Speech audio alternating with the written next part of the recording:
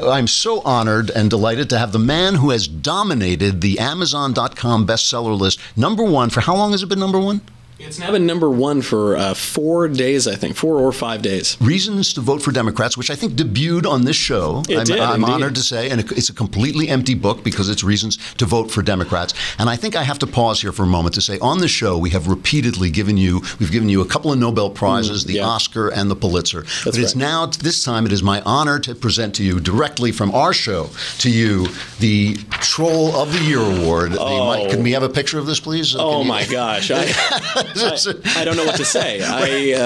Do we have this on camera? Okay. So this is the Troll of the Year. Wow. I know this is going to go in your probably be framed in your wastebasket.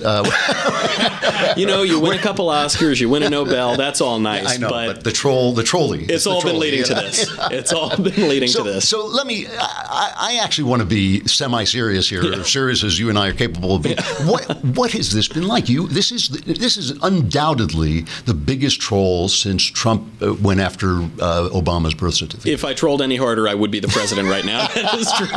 This is right below that. I mean, you're #1 bestseller for days now, right? For a day, almost a week now. It's been the #1 bestseller. We have sold several multiples of the copies required to make the New York Times bestseller list. We'll see if do the right thing, New York Times. Do the right thing. I'm sure they're watching. I'm sure they love the show at the New York Times. Can I ask how many copies you have sold? The last I checked, I don't have updated numbers. Okay. I only get them every couple days. Yeah. But we've sold over 60,000 copies of this book. Unbelievable. That is unbelievable. I mean, people, those of us who actually bleed onto the page to create and make our words and our blood. 60,000. I mean, I've had books that have sold that much, but that's a big success. The difference, of course, is that you are an author.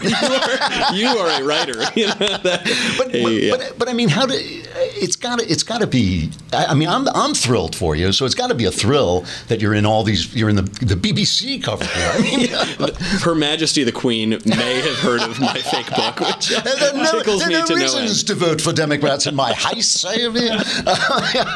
I mean, it has got to be kind of thrilling, right? It is unbelievably thrilling. It is overwhelming, and it's actually sort of given me. It was really funny up to 500 copies. It was shocking and funny up to about 5,000 copies, and after that, it actually made me think about this culture that we're in, where this book could do so well, and what it means for the right, what it means for the exuberance on the right, what it means for the state of the country and of politics, and the sense of comedy on the right, and the sense of comedy. I mean, I do want to say, just put forward this one narrative that you were living with a woman in sin. Yes, you came over to my house and we smoked a cigar, and you said you were going to propose, and a rainbow crossed the sky. This is absolutely true, right? This is no joke. It was the most vivid double rainbow I've ever seen. Amazing rainbow is to celebrate God, celebrating the fact that you were making an honest woman out of your beautiful fiance, and now he's given you a bestseller to reward you. I think. Yeah, a house. Yeah, he's given me a house. That's right.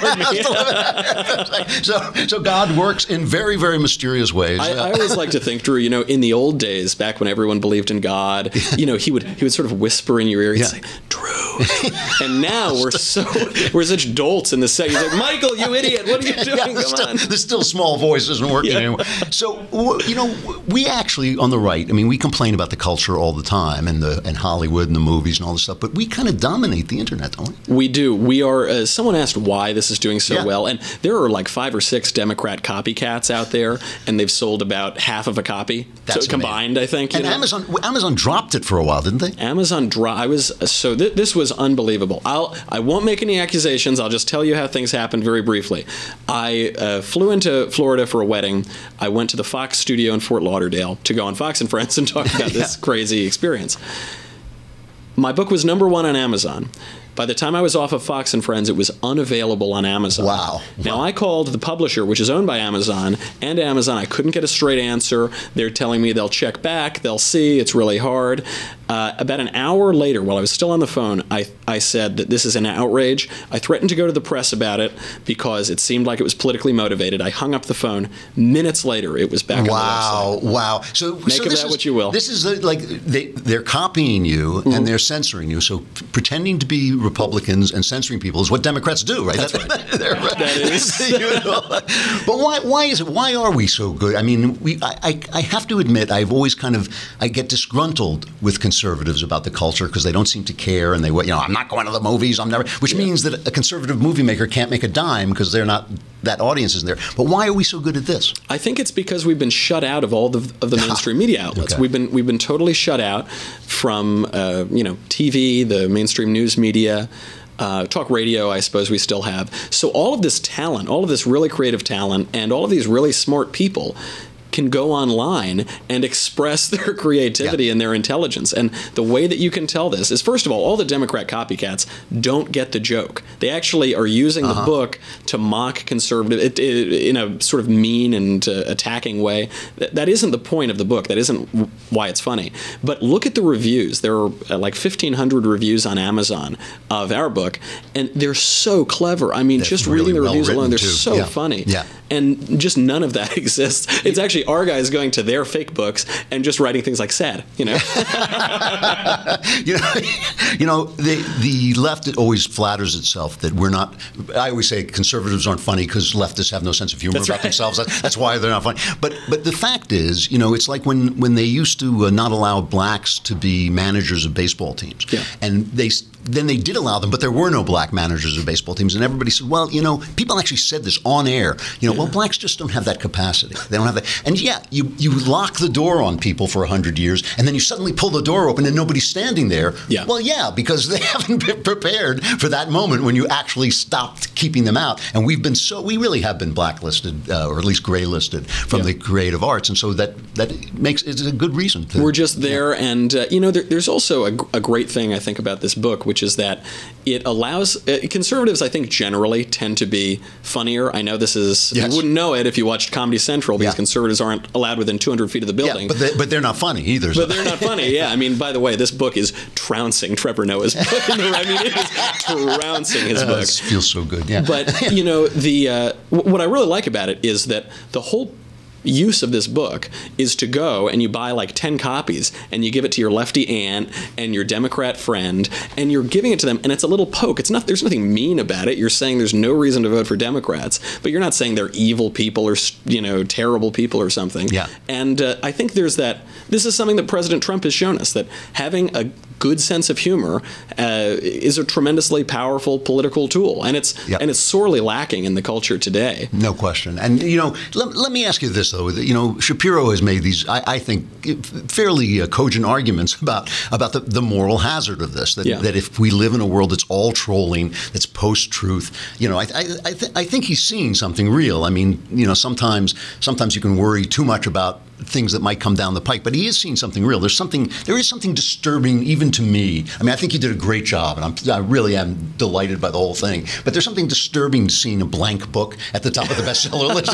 It does seem this kind of symbolic, of course, statement. I think the book, like a lot of the Trump campaign, is an expression of the culture. I don't think it's created the culture, certainly. I do think it's an expression of it. And there's a moral hazard there because we're in a morally hazardous culture. So, of course, conservatives were always talking about how the end is near and, the culture has been dead since World War I and we're living in decadent times. All of that might be true. But, one thing I think the book makes, it's an important point, is that I've gone to all of these protests and marches for your show, and I've covered all of them, and those protesters do not use language on the left. Mm-hmm. They don't have any cogent, not only argument that they're making, they're not even using cogent language. So it's just four-letter epithets: F this, F Trump, F Pence. And because they're in a post-verbal moment at this point, I think that this is an old gag. This gag's been around in America since the 1880 presidential election. But I think it says something really true about their party right now. And we are also in an exuberant moment on the right. And I think we're just capitalizing on that and living on that. That Brian Stelter thing was actually an amazing thing where he said, where the guy was saying to him, Obama was much worse with the press, and Stelter said, "Yes, but those were actions, not words." Wait a minute, I'm sorry. It's funny. I talked to an old friend of mine who actually is going to these marches, these protests in New York, and I said, "What are you protesting?" And he actually did not have an answer. That's right. I said, "What exactly are you protesting?" Yeah. So the book, even though the book is empty, it actually does contain a statement. That's why it's selling. I mean, this is not a new joke. There was no, really. In the 1880 presidential election, the GOP ticket, which was James Garfield and Chester Arthur, released a book about their opponent called "A Record of the Statesmanship and Political Achievements of General Winfield Scott Hancock." And paper was more expensive back then, so it was only about 4 pages long, but not 270. But it's an old joke. The question is, why is it resonating now? And I think part of it is our culture, and a large part of it is that the book is absolutely right about the state of the Democratic Party. Unbelievable. Really a great joke. I mean, best joke. We're proud of you. You're the Troll of the Year. I'm so honored. Thank you. The best award yet. Right. And we'll see you again next Monday. Michael Knowles, Super Troll, best-selling Super Troll.